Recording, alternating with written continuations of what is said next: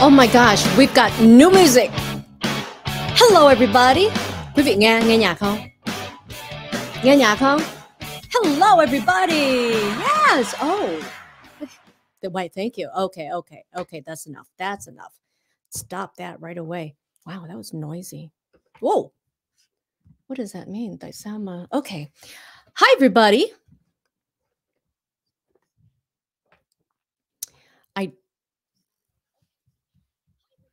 I don't know why I hear an echo.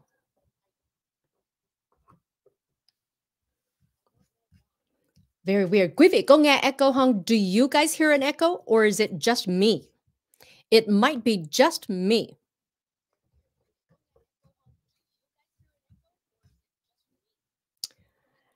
Okay. This is driving me crazy. Hồi trước cũng có một lần như vậy. And then when I saw it again, I didn't hear anything. So I'm going to turn that down. Just me. Okay. No echo on your part. I hear echo on my part. Driving me crazy.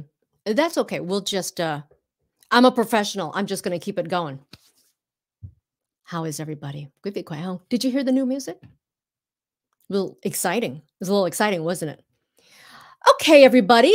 And good morning, Vietnam. 10 a.m. in Vietnam right now. Hope everyone's doing well. Hello, Dung. Thắng Ngô, hả? Chị Minh Châu. Everybody, Michaels. We're just going to do it live, Michael. We're just going to do it.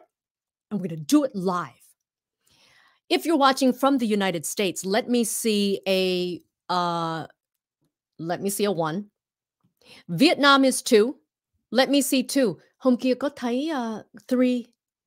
And then có một cô rất là dễ thương. She's in Australia. And she said, chị, em ở Australia. Australia số gì? Australia khi nào cũng số 1 in my heart. Phở bên đó rất là ngon. The beef in Australia is so good that the pho is very good there. Okay. We've got Oanh. Đang coi từ Việt Nam. Chị Minh Châu từ Virginia. Nhớ mà. Nè, có Hannah từ Canada nè. Very nice. Very, very nice. Rồi. Quý vị biết sao không? I am so busy that khi mà sắp giờ Leyna mới nhớ là phải làm những cái slide for tonight's live stream. Can I sing right now?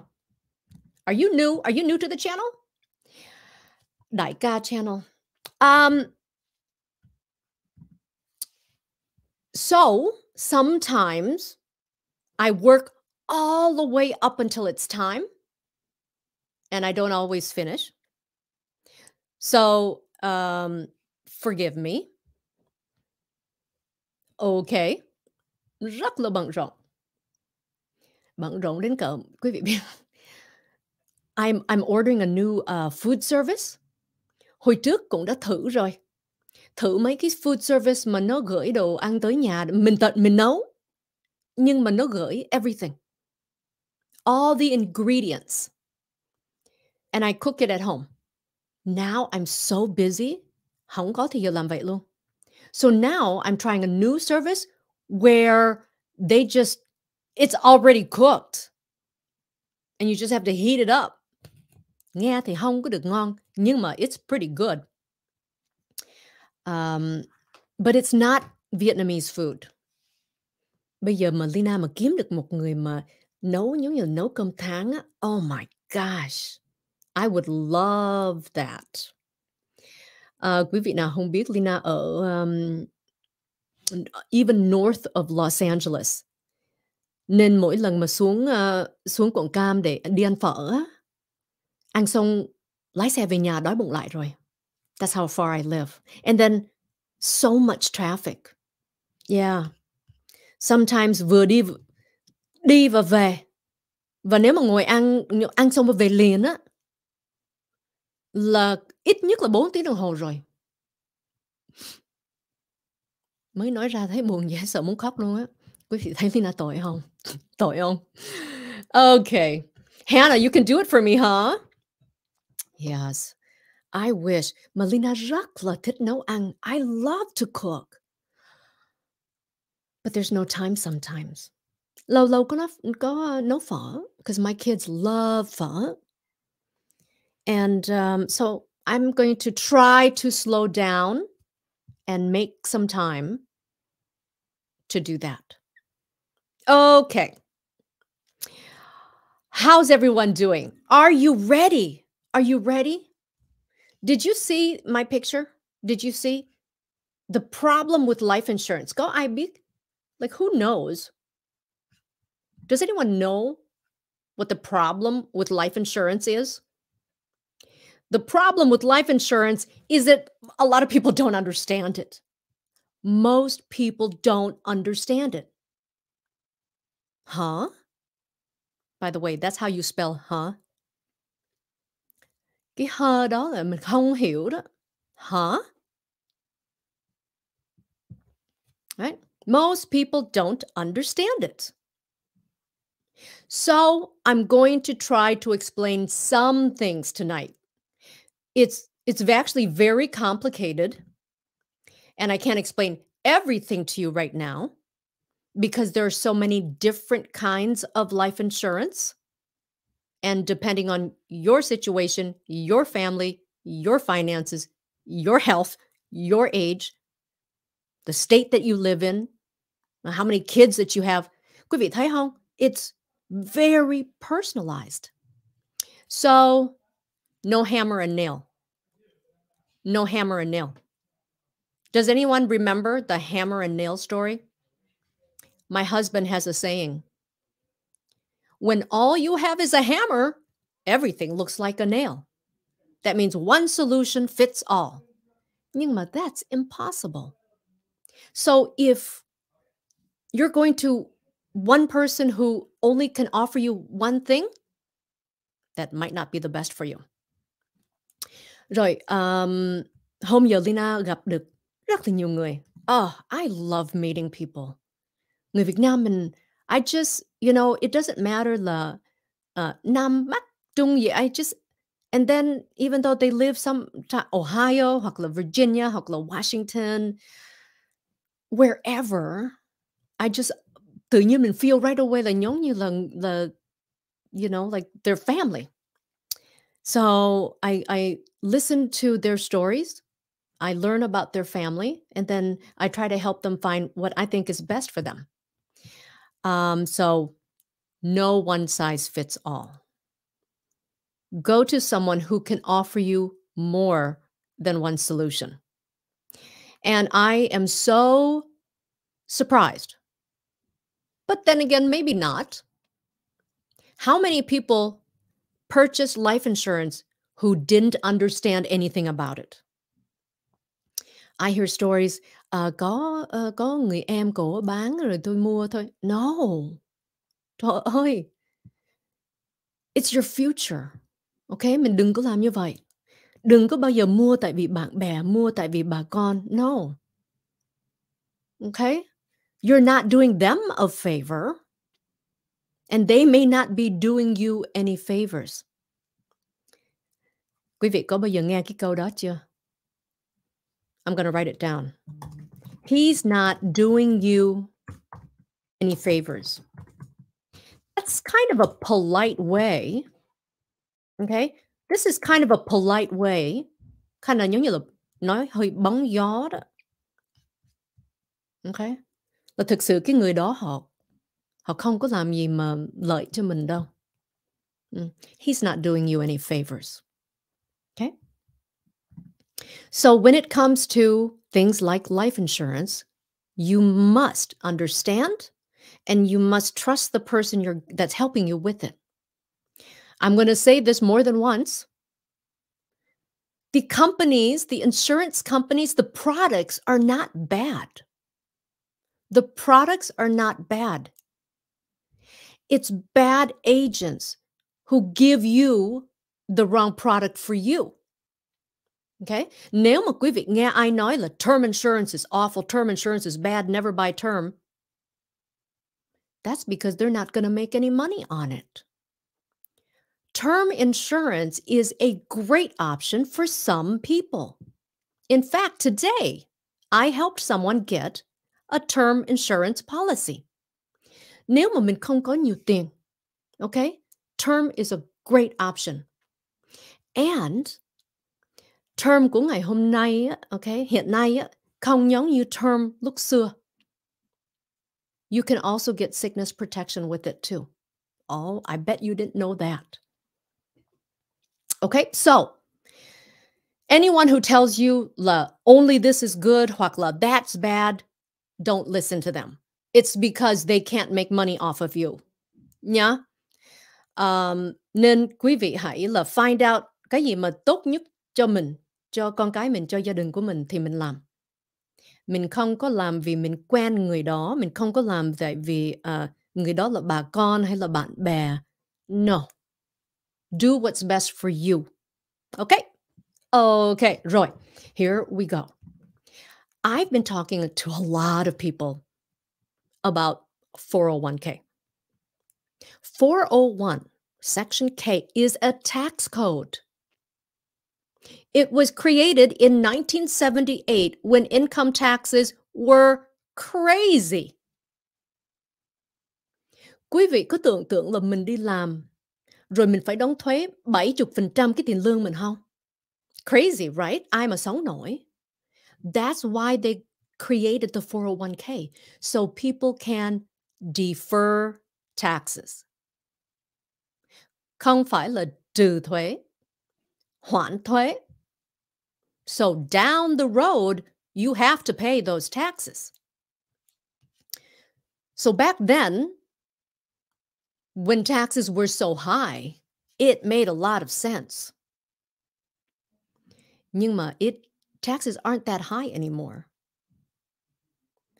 So you need to look at how much you're putting into it and what's going to happen to your money. Don't forget taxes.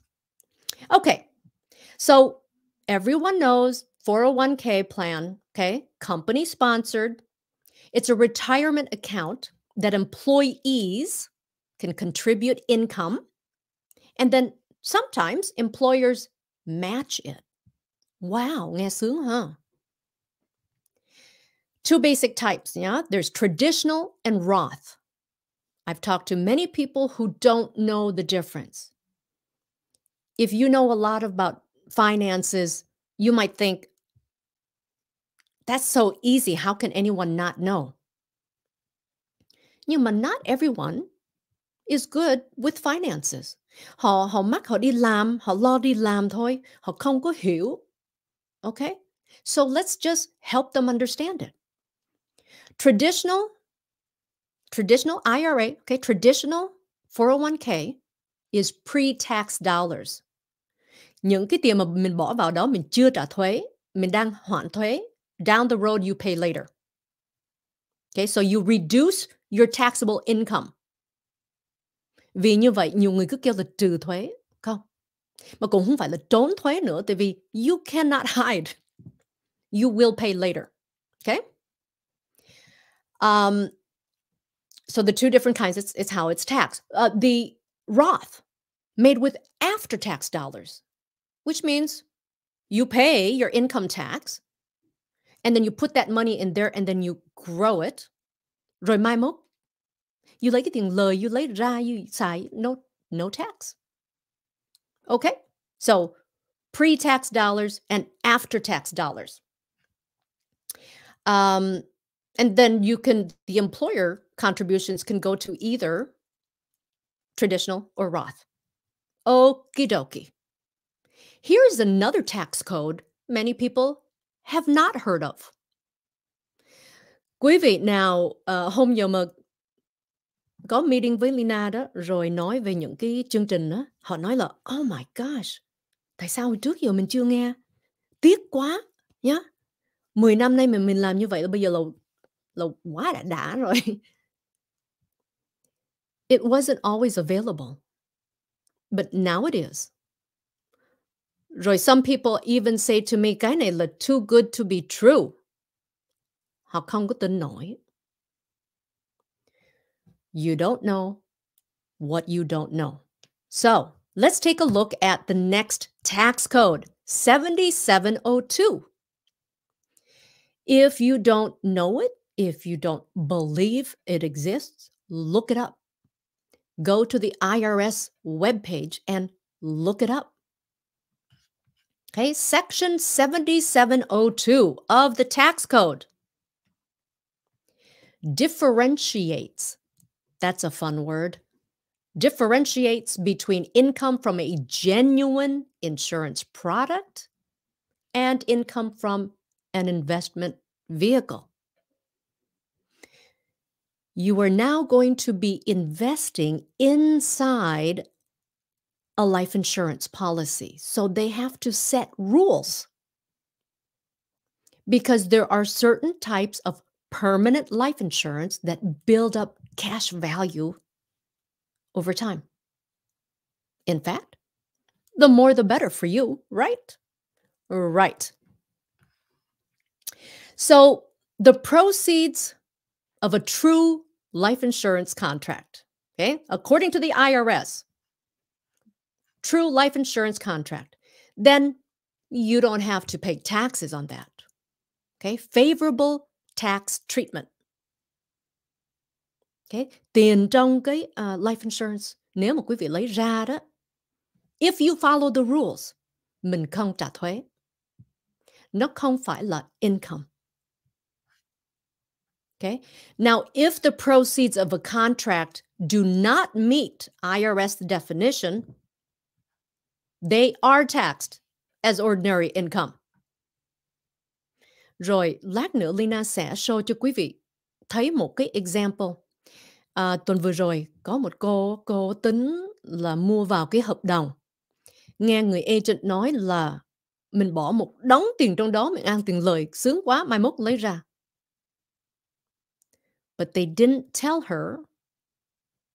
And cô này she's so lucky á quý vị. Thêm một ngày nữa nếu mà she mà mua vào cái đó là she is in big trouble. Mệt lắm đó. Yep. I'm going to show you later. An insurance policy that fails Section 7702 criteria becomes a modified endowment contract, also known as MEC. MEC. Everyone say MEC. No, that's easy, MEC. You will see it in many life insurance policies. And once you go over the MEC limit, you never go back. You lose the tax advantage. This is very, very, very, thêm một cái very nữa, important. A Big Mac. Okay. Rồi. Quý vị phải là lắng nghe, hiểu cái này rồi sau đó Leyna sẽ show quý vị cái cô mà tuần vừa rồi á. Khi đó quý vị mới hiểu tại sao mà cô so lucky nhá. MEC, Modified Endowment Contract. That's the term given to a life insurance policy whose funding has exceeded. You went over the federal tax law limits. These limits on the amount of cash inside a policy, okay, are in place to avoid abusing tax advantages that are inherent in permanent life insurance. They don't want you to abuse the system, but you could use the system. Oh, that's a good one right there. They don't want you to abuse the system, but you can use the system. Bởi vậy, những người mà làm rất là nhiều tiền nhưng mà trả tiền thuế ít hơn quý vị là như vậy. They learn how to use the system. And it's legal. Okay? It's legal. You do anything illegal, you're probably going to go to jail. So I'm not telling you to do anything illegal. You must follow the law. Okay. So having someone structure it correctly, very, very, very important. Okay. Where were we? Mm. If you're really interested in finding out more, look up TAMRA. The policy must fail to meet the Technical and Miscellaneous Revenue Act of 1988. TAMRA, 7-pay test. So when you get into some of these policies, there's a formula, okay? And the agent must know how to structure it for you so that you don't fail the test. You don't go over the limit. Because if you do, the IRS will come for you. And once a policy has triggered MEC status, even if it's by 50 cents, hold on a second, it cannot be reversed. Quý vị mà trả $1 thôi nhá, $1 hơn cái limit thôi là you done. IRS is going to tax you on the entire amount.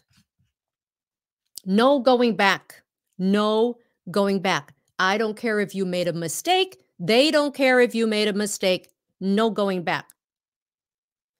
So no room for mistakes, okay? Let me show you what this woman avoided. I don't know, quý vị thấy không? So I blacked out the information, so we don't know her name. She was in California. Rồi she tính là mua vào cái hợp đồng này thì she nói là em nhờ chị coi lại cho em coi nó sao. Trời ơi, mới nhìn cái hàng đầu thôi. And I've never seen anything like it. Chưa bao giờ thấy ai mà làm một cái hợp đồng như vậy. Okay? I circled it so you can see. She has a lump sum. Thì khi mà người ta nghe là đầu tư trong một cái insurance policy được á, mà khỏi đóng thuế, sướng lắm. They like it a lot. Họ muốn tống một đống tiền vô đây. It can be done, nhưng mà it has to be structured correctly. Okay? Còn đây á, cái người agent bảo cô này cũng là người Việt Nam nha.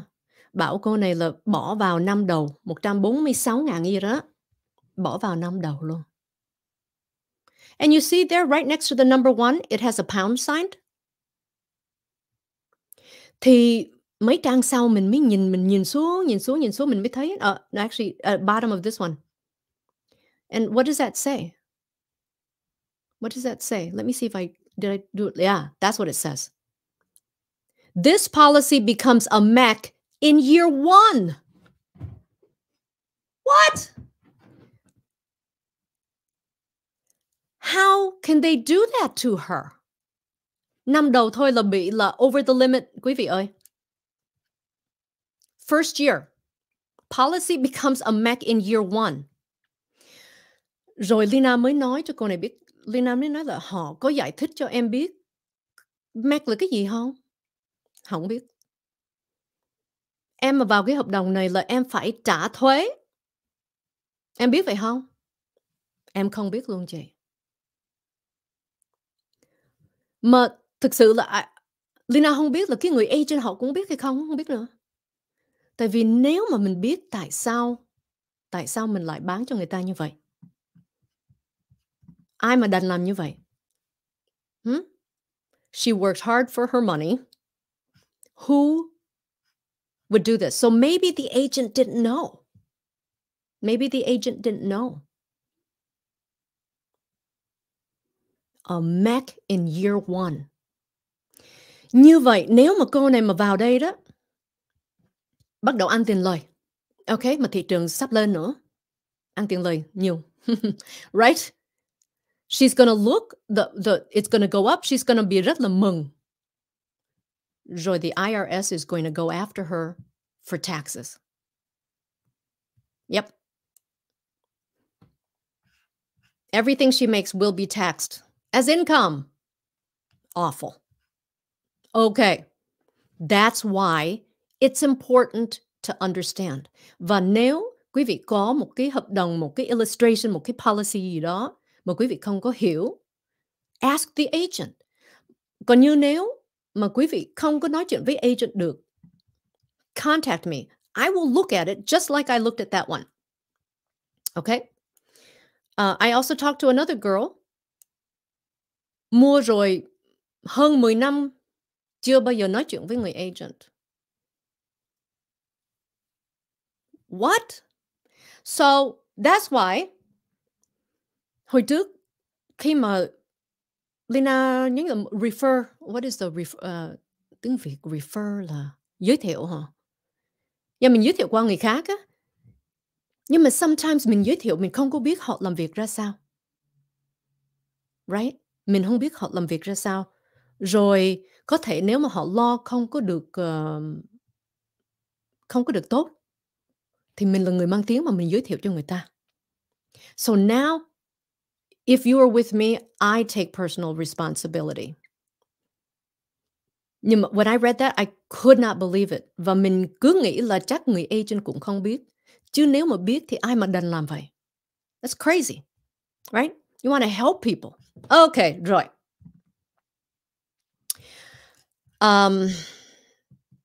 We're going to talk about IUL because this is where people, are trying to make that money and take advantage of that new tax code. Not very new.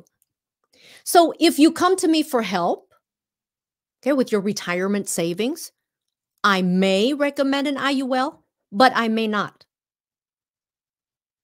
It depends on your situation. Bởi vậy, đã có a couple people I said, no, you cannot do this. Họ nghe, họ thích quá, họ muốn, nhưng mà không có phải là ai cũng vào cái hợp đồng này cũng là lợi cho họ. Okay? But it does work for a lot of people. It's great for a lot of people. And because it's good for so many people, I want to go through some of the major pros and cons. Pros and cons. Pros and cons là sao? Những cái isn't cons là như là khuyết điểm phải không? Còn what are pros? Anyway, the good and the bad. The good and the bad. So here are the pros. Okay. Here's some of the pros. So it has no risk to stock market downturns. Okay. You've heard me talk about a 0% floor. Nếu mà quý vị tự nhiên đang nói về xong tự nhiên dòng quận trì thành phố đó. Nếu quý vị đang invest ở stock market, right? Stock market. 401k cũng vậy nè. Nó lên xuống với thị trường. Thị trường lên thì mình lên, nhưng mà thị trường sụp, thị trường xuống là quý vị mất tiền được. You can go backwards. You can go backwards. Okay? Like, I don't know how many people nói là cái năm trước á, trời lên dễ sợ lắm. Lên đến mấy trăm ngàn, bây giờ nhìn lại, wow, they lost a lot. That's the risk you take. Okay, so 0% floor means you can't, the worst you can do is not make money. So when everyone else is losing money, you just stay there. No, you don't make money. You don't make money, but you don't lose money. Okay. Okay. Well, how do I get to the next slide? No contribution limits. Là sao? Nếu mà quý vị có khả năng bỏ thêm vào đó, you can do that. Còn như đối với 401k, IRA, Roth, contribution limits every year. So if you have more money, you can't just put it in your Roth. Okay? You can't just put it in an IRA. Okay? So that's a pro. No contribution limits. That's good. No RMDs. We talked about this last week. Required minimum distribution. It's the amount of money that must be withdrawn from an employer-sponsored retirement plan, a traditional IRA, a SEP, simple IRA, okay? And if you don't, you get a penalty. And when you do, you have to pay tax. Don't forget that. Mình lấy tiền ra, mình phải trả thuế. Nhiều người không muốn trả thuế, thôi tôi không lấy. And then guess what? Nó phạt. It used to be, the law just changed this year. It used to be 50% penalty. Can you believe that? Quý vị nghe sao? Mình hoãn thuế. Rồi so chính phủ bắt mình phải lấy ra. Mình không lấy ra, nó phạt mình 50%. Nhưng mà this year, vì so many people in trouble, they lower it to 25%. Mình không lấy ra là 25% on top of the taxes you owe. Okie dokie? Okie dokie. No age restrictions. Okay, there are no age restrictions. I've helped people, who are like 69, 70. If you have the money, I don't think we can help people over 79, but there are no age restrictions. Okay, the youngest person I've helped, 2 months old. 2 months old. There's no 59 and a half rule. I think most of you know that rule by now, right? 59 and a half is when the IRS says you can finally begin to access that hard-earned retirement savings you have in your tax-sheltered accounts, like the 401k, IRA. Okay?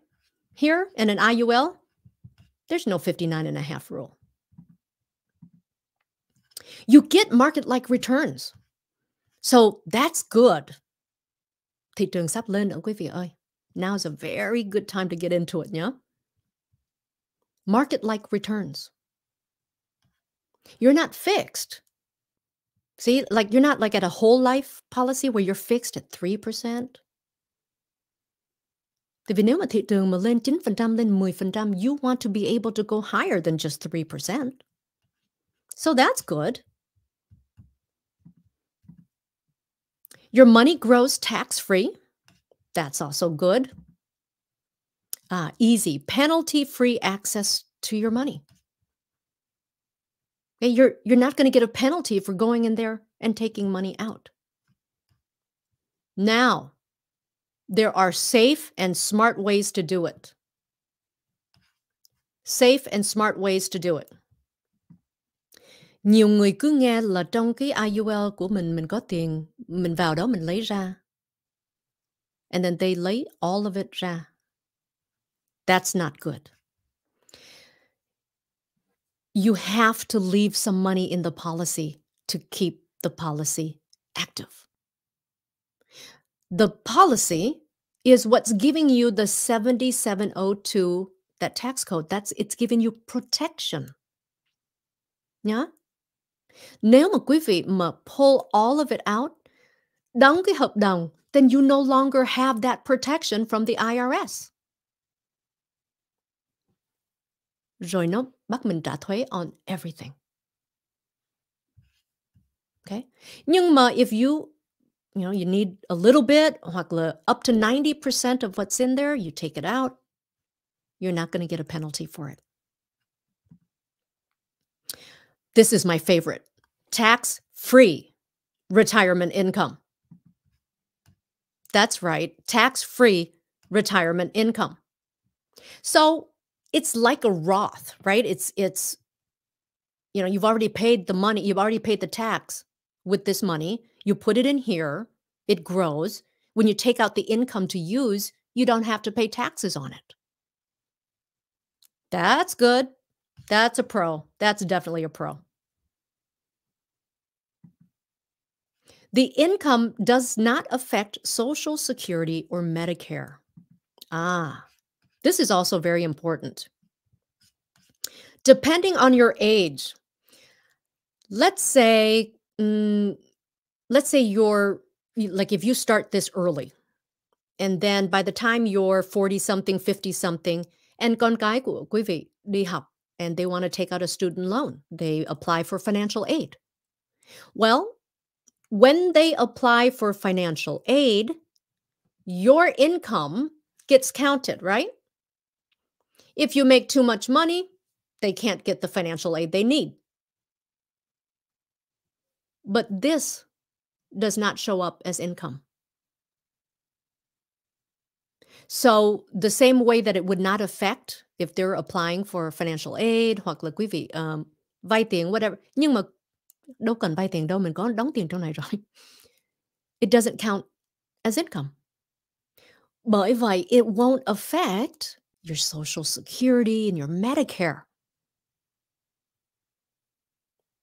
Again, it is not income. That's a pro. So, of course, you have the death benefit. Là cái tiền tử. Yeah. Cái gì mà xảy ra cho mình á, thì cái tiền tử về cho con cái, về cho gia đình. Cái đó là dĩ nhiên rồi. Nhưng mà you also have living benefits. Living benefits. You don't have to die to use it. You don't have to die to benefit from this. That is awesome. That's important. So if you get terminally, critically, or chronically ill, this will give you money to take care of yourself.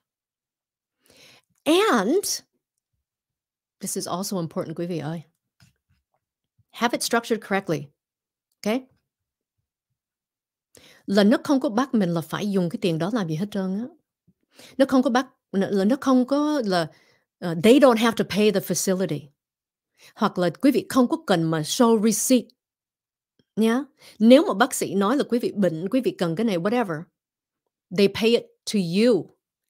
You do whatever you want with the money. Quý vị muốn trị bệnh hay là muốn làm gì làm. Nhưng mà nó không có bắt mình là phải vô nursing home, hoặc là nó không có bắt mình là phải trả tiền cho y tá rồi phải cho nó receipt nó mới trả tiền. No, no, no. Okay. Now the cons. Cons. Khuyết điểm phải không? The cons. Everything has good and bad, right? So we need to understand what may be bad. Because for some people, it may not make a difference. So it is a long-term commitment. Many IULs take anywhere from 10 to 15 years to really build up good cash value. But guess what? You can't touch your money in the 401k until you're 59 and a half, right? So depending on your age, that might not even matter. So it is a long-term commitment. I don't want you to tell me I want an IUL and then, 3-5 years later, you want out. That's not a good move. You will lose money if you do that. Yeah, so know that it's a long-term commitment.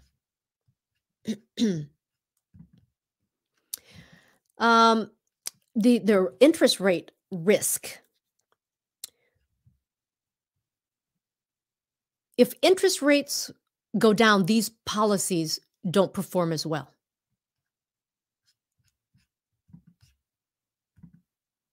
There's a performance risk. Of course, there's a performance risk. Because it's linked to a market index like the S&P 500. Okay, there's no way to guarantee you how it's going to perform. Anyone who tells you they can, they're lying. The good news is that if the market crashes, you don't lose your money. But then the bad news is you don't make money either. Nhưng mà cái thị trường nó phải sụp hoài đó, quý vị mới là okay, now you're feeling it. Nhưng mà nếu mà thị trường lên xuống, it's okay. Khi nó xuống, người ta mất tiền, quý vị okay. Right? Okay. The cost of insurance. Now, I don't know why some people, well, because it's a cost. Nhưng mà of course there's a cost of insurance. Quý vị biết sometimes Leyna gặp I meet with people and I talk about this. Họ nghe họ rất là thích. Nhưng họ không có hiểu cost of insurance. Là tại sao phải có cost of insurance? Of course there's cost of insurance. Nó có tiền tử. Bây giờ nếu mà hôm nay quý vị có hợp đồng rồi mà ngày mai cái gì xảy ra, nó phải đền. Nó phải đền cho gia đình mình. Day one là nó phải đền rồi. See? Quý vị mà bị bệnh sớm thì nó cũng phải là they have to give you the money to use. Then dĩ nhiên là phải có cost of insurance rồi. Okay? So I had someone ask me là phải có giấy bác sĩ mới lãnh cái tiền bình được hả? Yeah. Of course. Cái gì nó cũng phải make sense.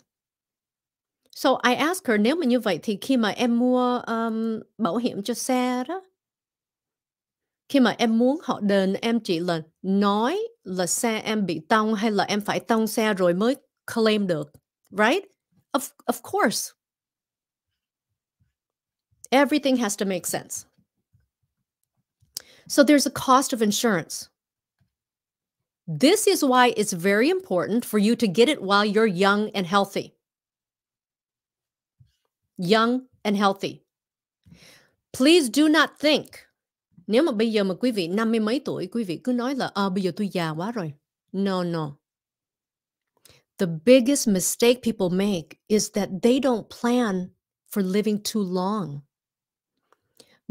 Mình cứ sợ là mình không có sống được nhiều năm. Thực sự quý vị phải biết lo là nếu mà mình sống lâu quá thì sao? Then what will happen to you? Càng ngày, càng già, càng yếu, càng bệnh, right? We need money.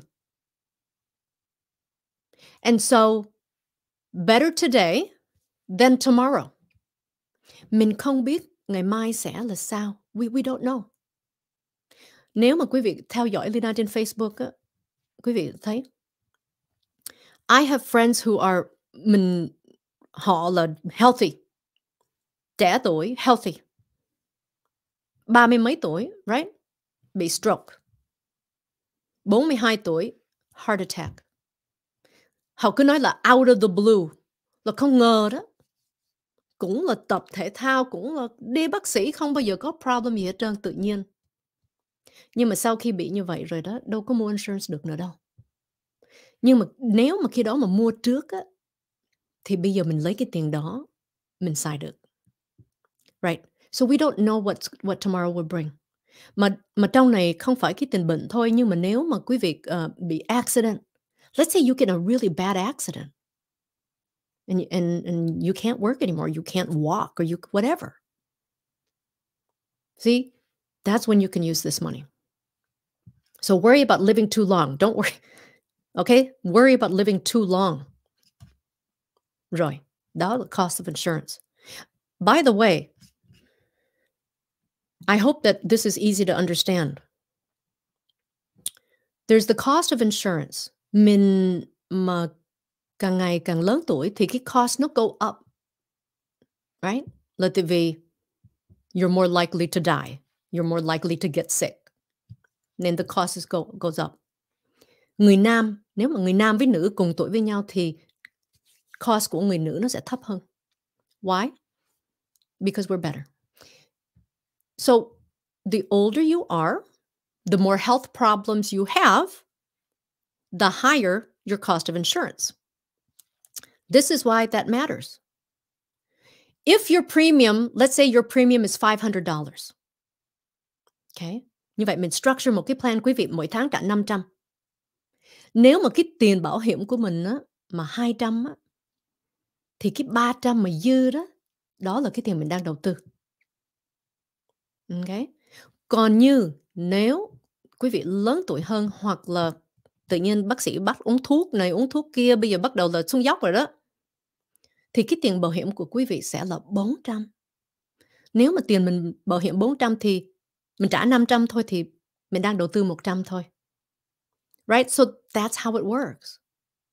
So if you're older, if you're not as healthy, you're going to have to put more money in. Yeah, investing, time and money. Một là a lot of time. Người trẻ tuổi sướng lắm. They don't have to use a lot of money because they've got time. Nhưng mà if you're older, you don't have the time, so you must make up for it in money. If you want to make more. So a lot of people always ask me, nếu mà như vậy thì mỗi tháng bao nhiêu là được? I don't know. Nó không có set như vậy.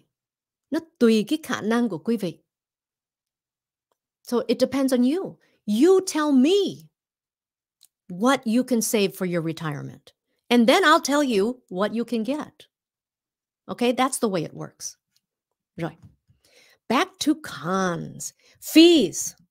Of course there are fees. Okay, of course there are fees. Everything costs something. Quý vị đi nhà hàng. Tại vì sao mình đi nhà hàng á, nó mắc hơn là ở nhà? Because you got to pay the cook, you got to pay the busboy, you have to pay. Everything costs money, right? Everything costs money. Nhưng a properly designed IUL will keep your fees lower. When I help people with this is what I do. I show them how I'm structuring it. I don't do like có nhiều người agent họ cứ nói là okay, bây giờ là như vậy. And then they just tell you, như vậy bây giờ chị bỏ vào 1 tháng như vậy chị sẽ được như vậy. I show you what I'm doing. And I'm going to show you that I'm putting it minimum death benefit, maximum cash flow. We're max funding your policy to get out as much cash as legally possible. Okay? So a bad agent can kill a IUL policy. Okay? If your agent is commission hungry, all they want to do is make money, it's not good for you. It's not good for you. That means they will sacrifice your money's growth to earn more money. So the agent's going to earn more money and your money won't grow as much. So when I build it out, I show you, look, this is what I'm looking here. Nó nói đàng hoàng quý vị ơi, you see it. Everything is very transparent. Okay? But of course there's a fee. And of course, bad agents. Oh, bad agents.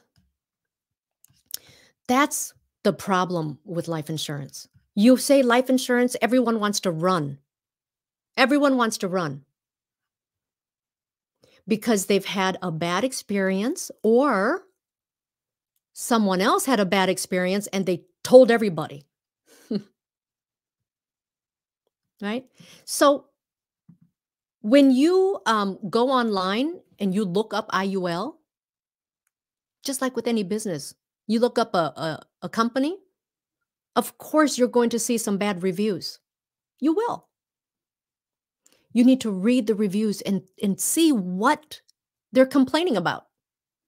Most of the time, they're complaining about long wait times on the phone, hoặc là bad customer service, right? Or they're complaining about their agent. I can never get a hold of my agent. Hoặc là my agent disappeared. Bad agents kill an IUL policy. Bad agents have done a real bad service to the life insurance industry. Life insurance is important. Okay. But it has such a bad reputation, such a bad rap because so many people got it from the wrong person. Yeah. So you should be contacting someone who is going to do what's best for you. Okie dokie? Okie dokie. So that's what you should be looking. Để coi có thêm cái slide nào không? Không biết không. Did I do anything? Oh, no, that's it. That's the last slide. So again, basically, For anyone who hasn't looked into one yet, you can get a life insurance policy using tax code 7702. Right now, many of you are using tax code 401k. Use 7702. Invest it in there. And then when you take it out to use it as income, tax-free. You have sickness protection. If you are terminally ill, lump sum. We've seen people do that and take a lump sum out and build onto their home, put a pool in the background, help their family. If you're critically ill, như vậy là có thể là cancer nhưng mà có thể họ trị được. Yeah, you're not going to die, you're still fighting it. Now you have a big amount of money to help you. Sometimes when people have cancer and they want to try alternative treatments, right? Or there's a drug that's really expensive, but their insurance isn't going to pay for it. You have this money now. Chronic là gì? Chronic means if you can't do like 2 of the 6 daily living activities, ADL, well, daily living activities, daily living DLA. That means like dressing yourself, tự tắm rửa, okay? Tự mình đút mình ăn, okay? Going to the bathroom, moving. That's the stuff that you do for yourself. Nếu trong đó mà 2 cái mình làm không được á, là chronic. And when you're chronic, then that kicks in and you get money every month. And depending on the size of your policy, it can be a lot of money, right? I mean, I think it should be at least $10,000 a month. But if you can get more than that, then you should. Costs are going up, okay? It's like the difference between if you want to go into a nursing home, maybe you want to go to a nice one. Or you want to stay home and you want someone to come to your house and take care of you. You have that money now. And the wonderful thing là nó không có bắt mình là phải vào nursing home. Nó không có bắt mình là phải đi bác sĩ nào. Và nó cũng không có bắt mình là phải trả tiền cho ai hết. Nó trả cho mình. Mình làm gì mình làm. Có thể là quý vị có người nhà take care mình đó. Thì mình lấy cái tiền đó mình cho người nhà mình. Okay? Rất là nhiều quyền lợi. Living benefits. Don't think of life insurance as just death because it's not. You should be worried about living too long. Quý vị thấy, mình đi làm mấy chục năm. What are you going to get from Social Security?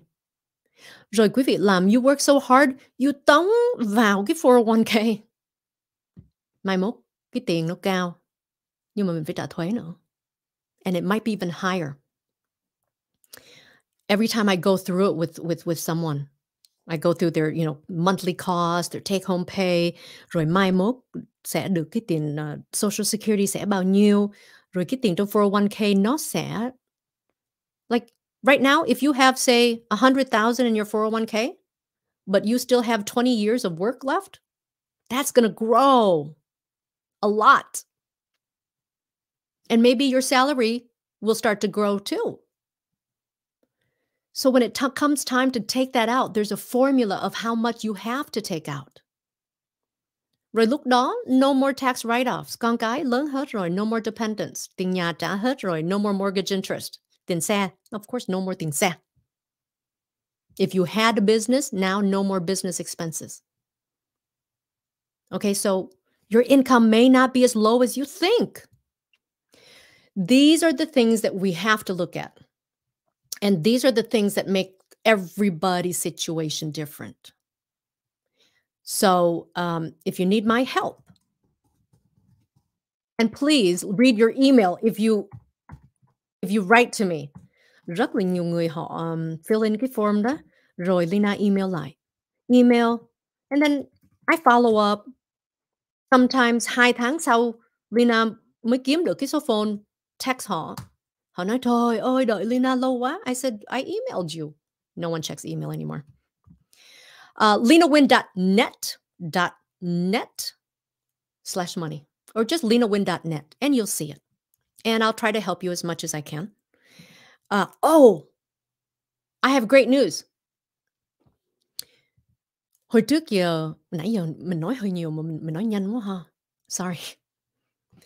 When I'm excited about something, I talk very fast. I have to remind myself to slow down so that you can understand me. Here's the good news. Right now, I can only help people who are US citizens or who have green cards. Như vậy là Leyna chỉ là bây giờ đó, chỉ là giúp những người mà ở Mỹ thôi. But we have a very big meeting coming up this week, and we are getting ready to work with an international carrier. So if you are in Canada, if you are in Vietnam, if you are in Australia, okay, we can, we'll soon be able to help you. Okay, we'll soon be able to help you. So remember, leynanguyen.net/money, hoặc là leynanguyen.net thôi cho nó dễ đi. Rồi ai cũng biết cái chữ money mà, phải không? You'll find it, you'll find it. Here's another thing. I need your information. I don't need your personal information. Okay, like Leyna không có, khi mà cái form á, Leyna không có hỏi là Social Security, mấy cái mà secure như vậy. Nhưng mà Leyna cần biết lương quý vị bao nhiêu. Okay, 401k trong đó bây giờ có bao nhiêu để Leyna tính 10 năm sau nó sẽ cái số gì và cái thuế nó ra sao. I need to know.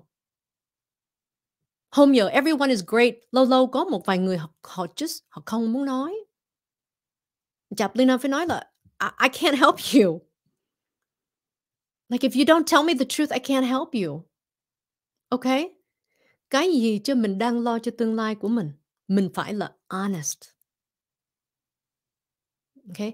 You want me to be honest, right? You should. Then I want you to be honest. Right? Yes, good news about international insurance. Absolutely. I'm so excited about it. I'm very, very excited. Because rất là nhiều người Việt Nam ở Canada liên lạc với Leyna và có vài người ở Việt Nam nữa. Nhưng mà hiện nay bây giờ thì chưa.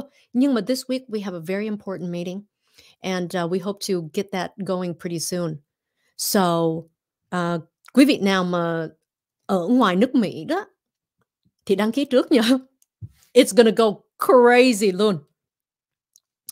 But I think it's awesome là tại vì nhất là giống như bà con mình bên Việt Nam bây giờ đâu có những cái protection như vậy. Leyna nghe ở Việt Nam cũng có là life insurance với là bảo hiểm này bảo hiểm kia, nhưng mà nó có bảo đảm hay không, nó có tốt hay không thì nào không biết.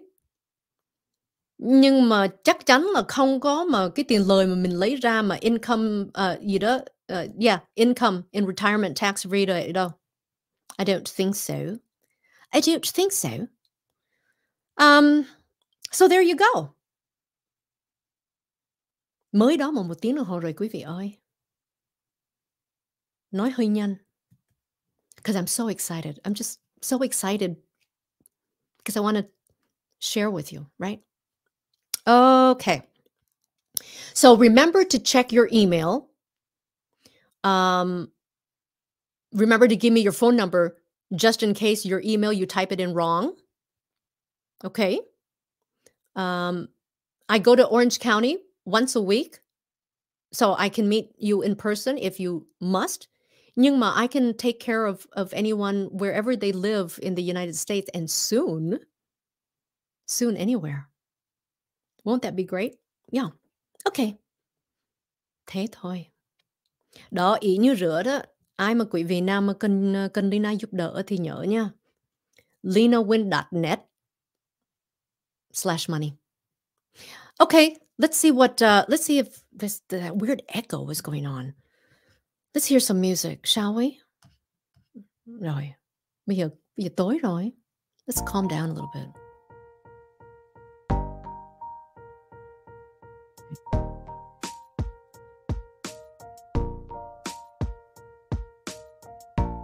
My Maggie, my email address, but I'm gonna send you to the website anyway because I need information. Okay, I need information. Leyna@leynanguyen.net. Okay. I look forward to talking to many of you, hoping that I can help in some way. Remember to stay healthy. Remember to stay healthy. And we'll talk to you soon. Okay. Bye, everybody. Have a good night. Let's enjoy the music a little more. I hope you guys enjoyed it. Did you enjoy it? Did you? Oh, you did. Okay. Bye. Good night. See you next time.